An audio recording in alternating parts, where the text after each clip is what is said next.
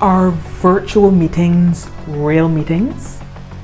That question may make you wonder if we are about to delve into the cavernous depths of the mysterious metaverse. But no.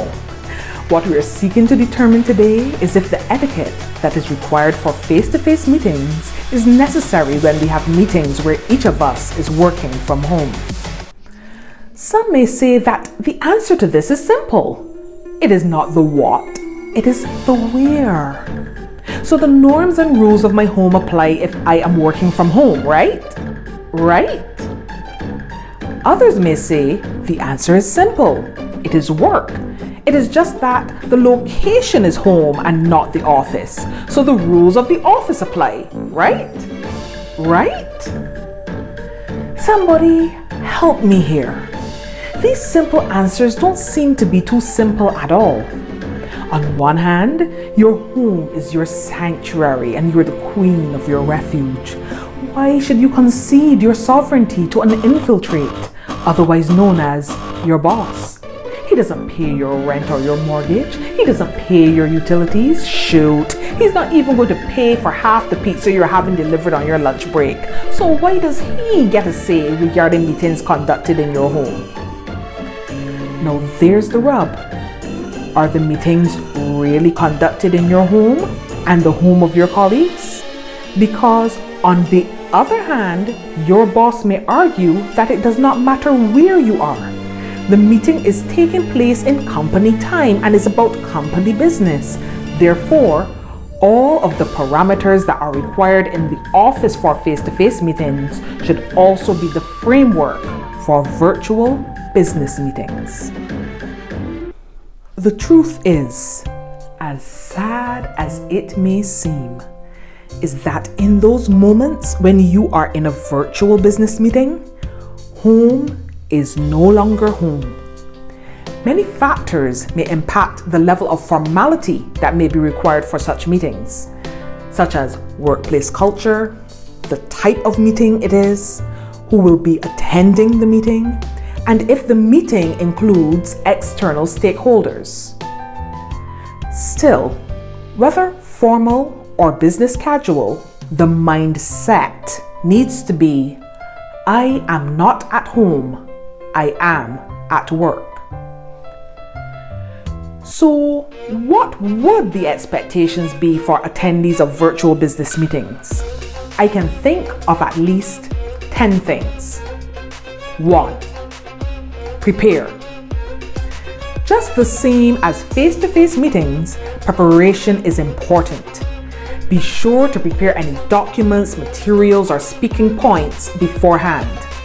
Also, test the meeting platform, whether Zoom, Google Meet, etc. The functionality of your computer, for example, if it's fully charged, or if you just need to plug it in, the camera, the microphone, and even your internet speed, how your Wi-Fi is performing. All of that should be done beforehand. Preparation is an important variable for an effective and productive meeting. 2. Dress appropriately. Yes, you're at home, but would you wear pajamas to the office for a meeting with your boss? A t-shirt with coffee stains down the front? A bikini? Well, if you're a bikini model, I guess that works, but you understand what I'm saying. Based on the nature of your work and of the meeting, you may decide to wear anything from a polo shirt or a blouse with jeans to a button-down shirt and tie or a full dress suit. Note that I am including the bottom of your outfit in this list. Many hapless managers or employees have found themselves in the most interesting positions to become the sources of mirth when a bad camera angle or arising from their seat reveals that they are wearing no pants, just boxers or even less. 3. Choose your background carefully. Choose a section of your home where you do not feel as if your privacy would be invaded. And be sure to put any personal or intimate items out of sight before the meeting starts. An alternative is blurring the background or selecting a virtual background. Make sure that it is appropriate and nothing too distracting. 4. Camera position. Be sure to position your camera at eye level to look engaging, but also be sure that the camera is not revealing more than you want it to. 5. Select an area that is not too noisy. Background noise can impact the sound quality of the meeting. Also, you do not want persons in the office to hear the private conversations of your family members. Which brings me to 6. Be sure to inform anyone else in the house with you that you are in a meeting. This lets persons know not to interrupt you, if possible. It also protects their privacy. Of course, when you have small children, it may not always be possible to prevent interruptions, but just let the meeting participants know of this possibility and politely excuse yourself as necessary. This may also require ensuring your mic is muted and your camera is turned off to prevent others from becoming distracted. 7. Use the raise hand function when you want to speak. Speaking over another person when they are speaking is not good for face-to-face or virtual formats. Locate and use the raise hand function when you want to speak. If you must interject urgently, unmute your microphone and initiate whatever protocols that are normally used in your meetings at work. Whether it is calling for a point of order, asking to be excused, or briefly apologizing for the interruption before proceeding to speak. The chat is also a good resource for asking questions without interrupting the person speaking.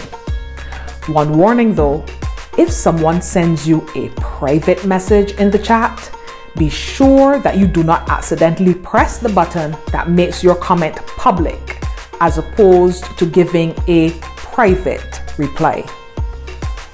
8. The mute button is your friend.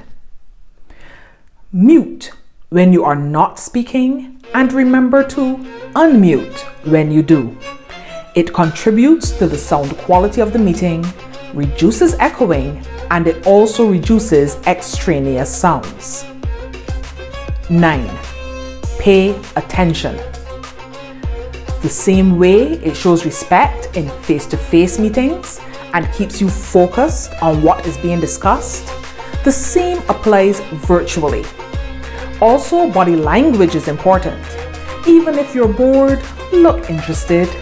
Pay attention to your body language, including posture and eye contact. Listen to understand and not to respond, to show that you are truly listening to what is being said. And finally, 10. Anything that you would not do in a meeting in the office, do not do in virtual meetings. This could mean a host of things, including personal grooming, bad habits, and other actions of a more intimate nature. So, those are my 10 things for virtual meeting attendees to remember. Can you think of more? If so, hit the comments and let me know. Also, if you're hosting the meeting, besides those 10 things mentioned, you have other responsibilities in addition to these that you will also need to remember.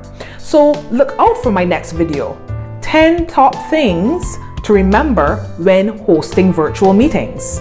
And don't forget to share, like, and subscribe to be the first to get new content. Thanks for watching, and as always, I wish you a peaceful and productive day.